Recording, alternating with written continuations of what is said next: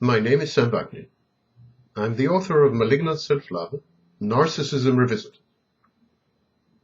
How to get your abuser to see reason in the first place.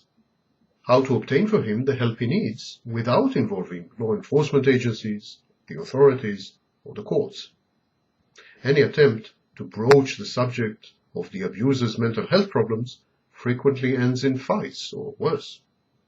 It is positively dangerous to mention the abuser's shortcomings or imperfections to his face. Abuse is a multifaceted phenomenon. It is a poisonous cocktail of control freakery, of conforming to social and cultural norms, and of latent sadism. The abuser seeks to subjugate his victims, but also to look good or to save face in front of family and peers. Many abusers also simply enjoy inflicting pain on helpless victims. They are sadistic. Hence the complexity of trying to prevent or to control the abuser's behavior.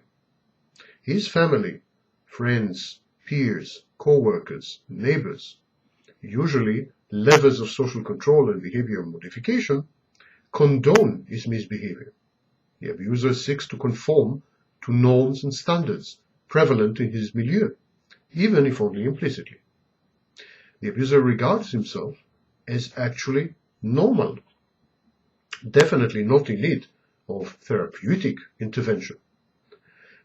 Thus, the complaints of the victim are likely to be met with hostility and suspicion by the offender's parents, by his siblings.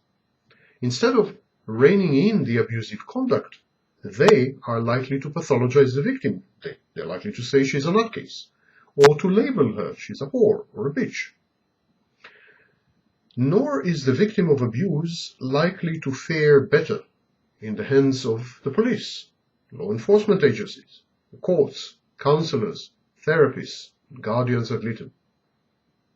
These institutions are inclined to assume that the abused victim has some kind of hidden agenda. She wants to abscond with her husband's property or to deny him custody or visitation rights.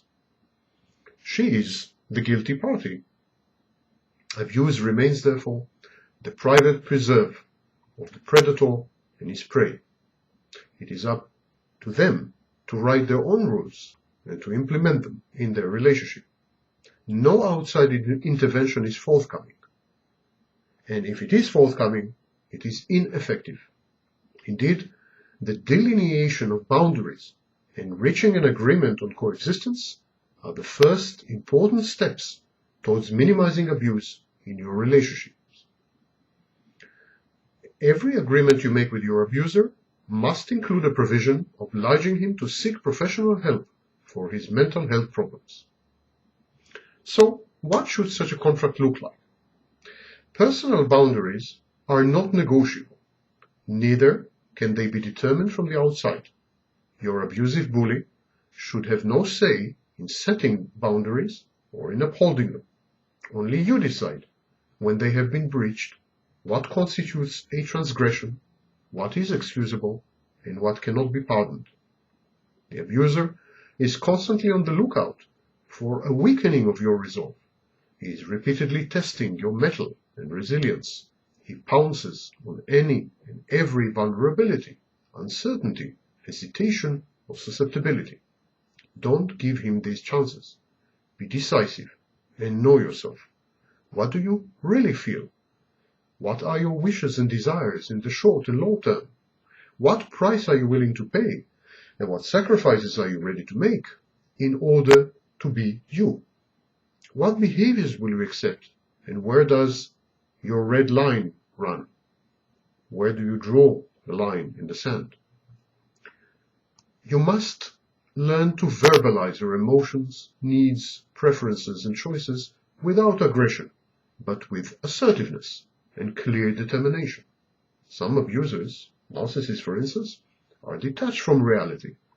They avoid reality actively and they live in fantasies of everlasting and unconditional and perfect love. They refuse to accept the inevitable consequences of their own misdeeds and actions.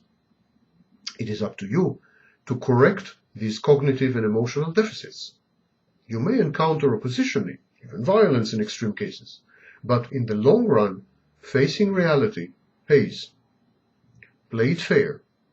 Make a list, if need be, in writing, of do's and don'ts. Create a tariff of sanctions and rewards. Let him know what actions of his or inaction on his part will trigger a dissolution of the relationship. Be unambiguous and unequivocal about it, and mean what you say. Again, showing up for counseling must be a cardinal condition.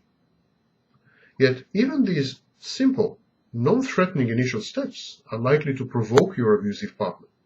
Abusers are narcissistic, and they are possessed of alloplastic defenses. In other words, they feel superior, entitled, above any law and agreement, and innocent victims of circumstances and people beyond their control. Others, usually the real victims, are to blame for the abuser's abusive conduct. A typical sentence is, "See what you made me do. Look what you have done to me." How can one negotiate with such a person without incurring his wrath? What is the meaning of contracts signed with bullies? How can one motivate the abuser to keep his end of the bargain, for instance, to actually seek therapy and attend the sessions? And how efficacious is psychotherapy or counseling to start with? We will tackle all these questions in future videos. Stay tuned.